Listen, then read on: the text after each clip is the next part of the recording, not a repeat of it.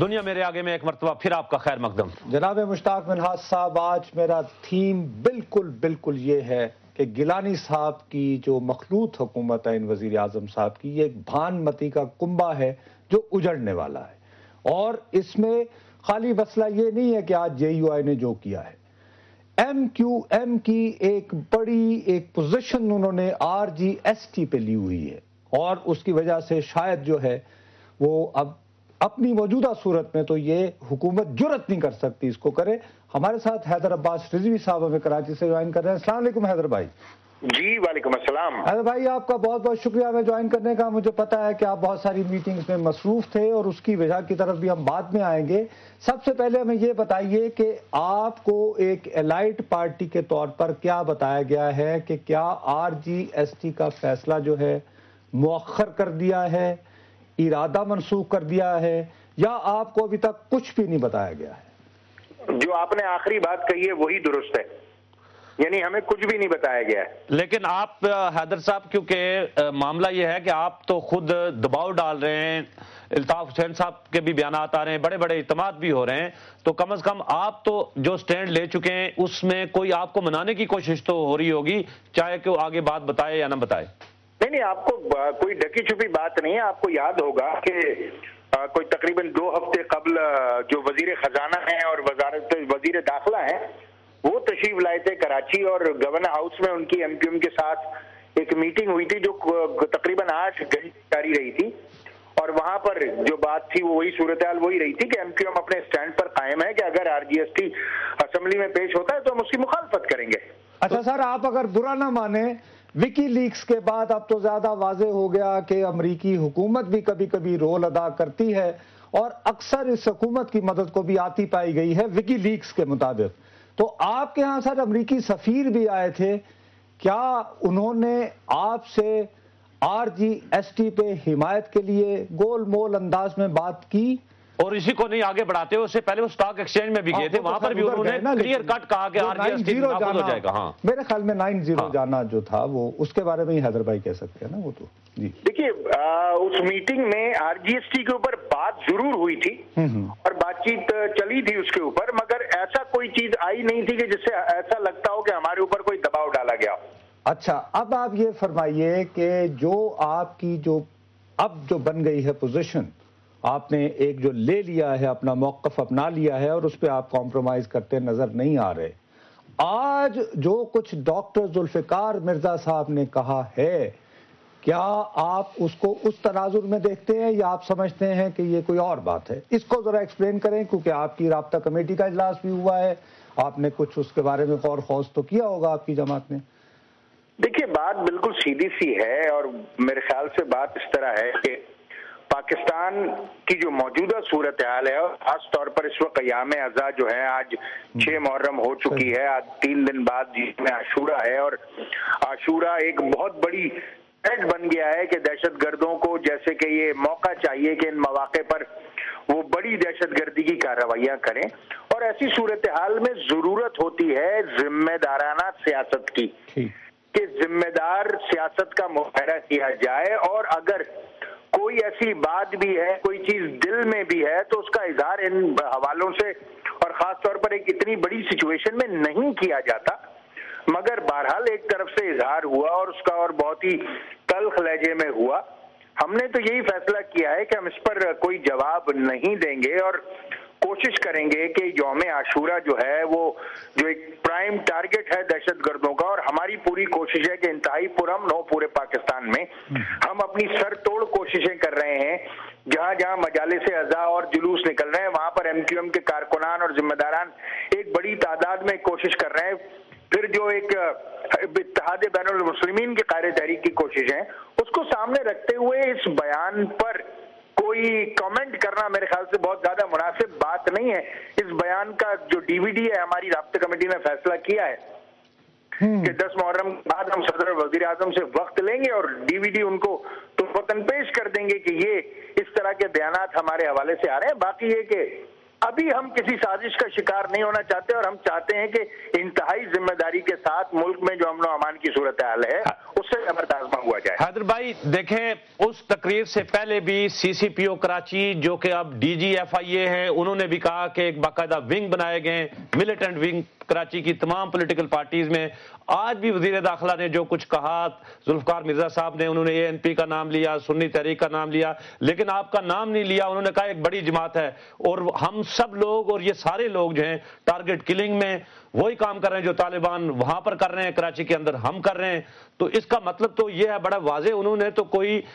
यदि एक आप कह रहे हैं गैर जिम्मेदारी का, एक वजीर दाखिला हैं, उनके सामने सारी चीजें हकायक हैं, शायद मैं ये बात कह दूं तो शायद मैं गैर जिम्मेदारी का सबूत दूं, लेकिन होम मिनिस्टर सिंध जो कि कराची के जिम्मेदार हैं और सिंध के जिम्मेदार हैं, अगर वो कहें तो फिर गैर जिम्मेदारी तो ना हुई, उन्होंने तो अपना फर्ज अदा किया है। मुश्ताक भाई देखिए, दहशतगर्द चाहे कहीं से भी हो दहशतगर्द होता है। अगर वो गिरफ्तार उन्होंने किए हैं दहशतगर्द, तो वो बयान देने के बजाय आगे कार्रवाई करें और उनके अदालतों तक उनको पहुंचाएं। सिर्फ इश्ताल अंगेजी जो है वो मसले का हल नहीं है, बयानात मसले का हल नहीं है,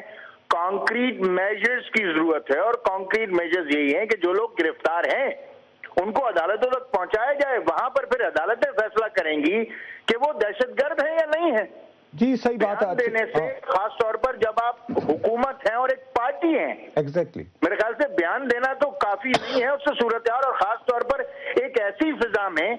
जहां पर बहुत ज्यादा हम आहंगी की जरूरत है, तमाम तबकात को साथ लेकर चलने की जरूरत है, एक ऐसी सूरत हाल में जहां पर दहशतगर्दी को रोकने के लिए और फौरी तौर पर निपटने के लिए शायद दुश्मनों से भी हाथ मिलाने की जरूरत है। दोस्तों को नाराज करने से क्या फर्क पड़ेगा। अच्छा हैदर भाई, इसी बात को अगर आगे लेकर चले तो क्या आप समझते हैं कि जुल्फकार मिर्जा जो कुछ भी कह रहे हैं, इससे पहले भी उन्होंने 2-3 मरतबा इस तरफ निशानदेही की है,